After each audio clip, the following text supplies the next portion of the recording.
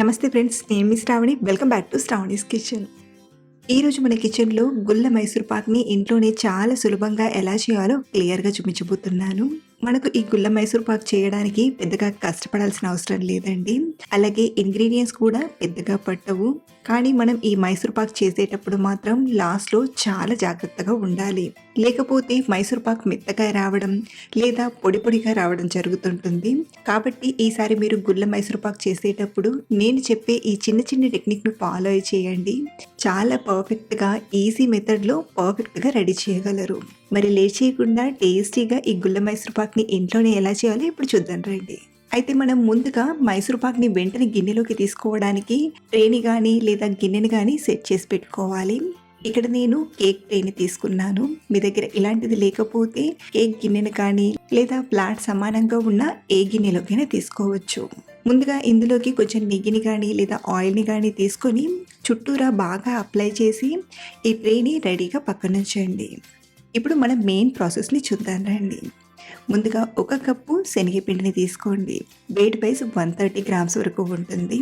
ముందుగా ఈ పిండిని జల్లెడపట్టి తీసుకుందాం. ఇలా జల్లెడపట్టి తీసుకోవడం వలన మనకు పిండి అనేది స్మూత్గా వస్తుంది. కాబట్టి మీరు కూడా ఇలా జల్లెడపట్టి తీసుకోండి.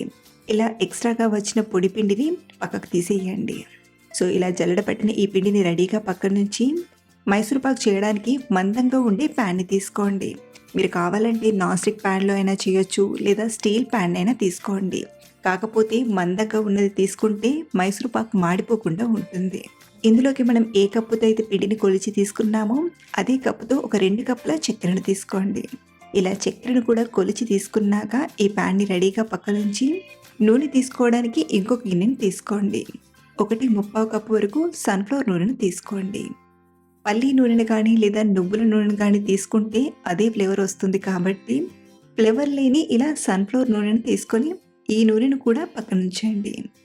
ఇప్పుడు ఇంకొక గిన్నెని తీసుకొని ఇందాక మనం జల్లెడ పట్టిన పిండిని ఈ గిన్నెలోకి తీసుకుందాం. ఇప్పుడు దీనిలోకి మనం కొలిచిపెట్టిన నూనెలో నుండి ఒక 3-4 గరిటెల నూనెను ఈ పిండిలోకి తీసుకొని కలిపి తీసుకుందాం. దీని వలన మనం పాకంలో పిండి వేసి కలిపేటప్పుడు ముద్దలు కట్టకుండా చాలా ఈజీగా చేసుకోవచ్చు. లేదా మీ దగ్గర విస్కర్ ఉంటే పాకంలో వేసి విస్కర్తో కలిపినా సరిపోతుంది.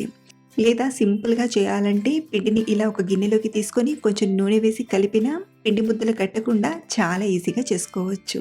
చూడండి, ముద్దలు లేకుండా ఇలా బాగా కలిపి ఈ పిండిని కూడా రెడీగా పక్కన ఉంచండి.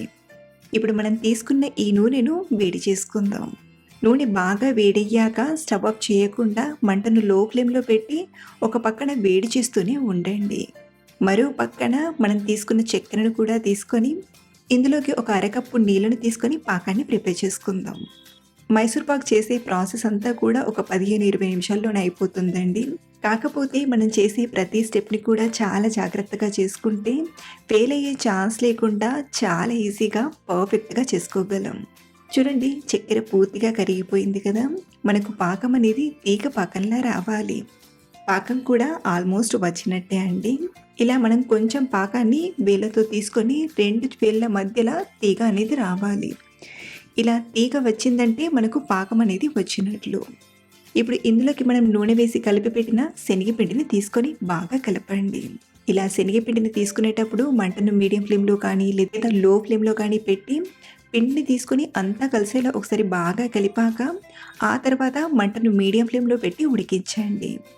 అలాగే మనం పిండిలో కొంచెం నూనెను వేసి తీసుకున్నాం కదా, ఇలా కలిపాక ఒక 2-3 నిమిషాల పాటు ఉడికించండి.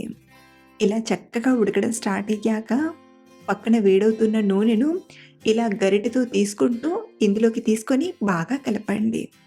మనం తీసుకున్న నూనె అనేది ఈ పిండిలో చక్కగా కలిసిపోయి మళ్ళీ ఉడకడం స్టార్ట్ అయ్యేంత వరకు మంటను మీడియం ఫ్లేమ్లో పెట్టి ఇలా స్లోగా కలుపుతూ ఉడికించండి. ఒక 2 నిమిషాలు అయ్యేసరికి నూనెంతా అబ్జర్వ్ చేసుకొని మళ్ళీ ఉడకడం మొదలవుతుంది. ఇలా మనం ప్యారలల్గా ఒక పక్కన ఉడికిస్తూ మరో పక్కన నూనెను వేడి చేస్తూ ఉండాలి. ఇలా చేస్తేనే మనం వేడి నూనెను మైసూర్ పాక్లో వేస్తూ ఉడికించవచ్చు. నూనె సరిగ్గా వేడిగా లేకపోయినా గుల్ల మైసూర్ పాక్ అనేది అంత గుల్లగా రాదు. కాబట్టి ఆయిల్ అనేది చాలా వేడిగా ఉండేలా చూసుకోండి. ఇలా ఒక్కొక్క గరిటెను నూనెను వేస్తూ బాగా కలుపుతూ ఉడికించండి. అలాగే ఈ స్టేజ్లో మంటను మరీ ఎక్కువగా పెట్టామంటే మైసూర్ పాక్ మాడిపోతుంది. కాబట్టి మీ వీలుని బట్టి మంటను లో ఫ్లేమ్‌లో కానీ లేదా మీడియం ఫ్లేమ్‌లో కానీ అడ్జస్ట్ చేసుకుంటూ ఉడికించండి. అలాగే మీరు కావాలంటే ఇందులో ఒక అర టీ స్పూన్ యాలకుల పొడిని తీసుకొనైనా ఉడికించొచ్చు. ఇలా నూనెను బాగా పీల్చుకొని ఉడకడం మొదలయ్యాక మళ్ళీ ఒక గరిటెడు వేడి వేడి నూనెను తీసుకొని ఉడికించండి. స్వీట్ షాపుల్లో అయితే మైసూర్ పాక్ మంచి కలర్‌గా రావడానికి యెల్లో ఫుడ్ కలర్‌ని వాడుతుంటారు. ఇక్కడ మనం ఇంట్లోనే ప్రిపేర్ చేస్తున్నాం కాబట్టి నేను ఎలాంటి ఫుడ్ కలర్ వేయట్లేదు. మీరు కావాలంటే చిటికెడంత యెల్లో ఫుడ్ కలర్‌ని తీసుకోవచ్చు. మనకు ఆయిల్ ఎలా అయితే దగ్గర పడుతుందో మనకు ఈ మైసూర్ పాక్ కూడా దగ్గర పడడానికి స్టార్ట్ అయినట్లు. మెయిన్‌గా చెప్పాలంటే మనకు ఈ మైసూర్ పాక్ ఉడికించేటప్పుడు ఎక్కువ గుల్లగా వచ్చి పాన్ నుండి లైట్‌గా సెపరేట్ అవుతుంది. అలా వస్తుందంటే మైసూర్ పాక్ రెడీ అవుతున్నట్లు. ఇక్కడ మనం 1 కప్పు ఆయిల్ తీసుకున్నాం కాబట్టి ఆయిల్ కూడా కరెక్ట్‌గా సరిపోతుందండి. కాబట్టి ఒక గరిటెడు నూనె మిగిలేటంత వరకు ఇలా ఒక్కొక్క గరిటెడు నూనెను వేస్తూ బాగా ఉడికించండి. చూడండి, ఇది కొంచెం దగ్గర పడి గుల్లగా వస్తుంది కదా! అలాగే పాన్ నుండి కూడా లైట్‌గా సెపరేట్ అవ్వడం కూడా స్టార్ట్ అయింది. అలాగే మరో పక్కన ఆయిల్ కూడా దగ్గర పడడానికి వచ్చింది. ఇలా ఒక్కొక్క గరిటెను వేస్తూ ఉడికించండి. చివరిగా ఒక 2 గరిటెల ఆయిల్ ఉన్నప్పుడు చాలా జాగ్రత్తగా కొంచెం ఫాస్ట్‌గా చేసుకోవాలి మనం.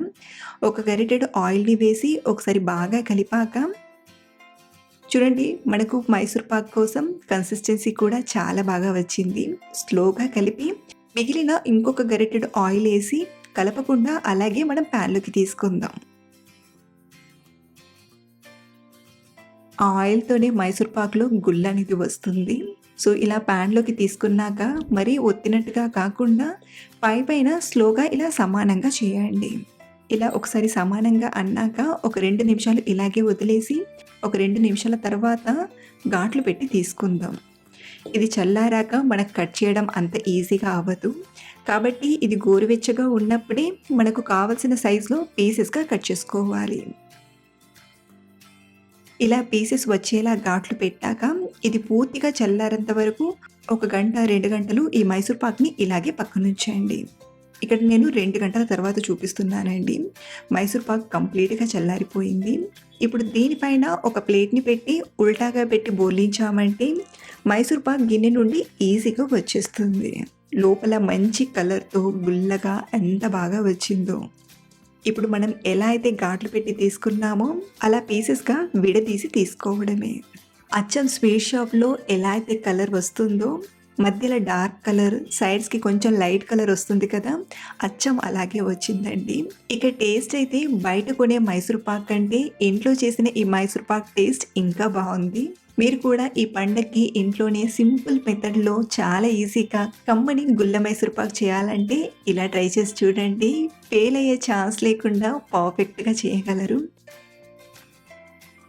అలాగే మీరు ట్రై చేశాక మీకెలా కుదిరిందో మళ్ళీ కింద కామెంట్‌లో చెప్పడం మర్చిపోవద్దు. మరిన్ని సింపుల్ అండ్ టేస్టీ రెసిపీస్ కోసం మన ఛానల్‌ని ఫాలో అవ్వండి. Thank you for watching.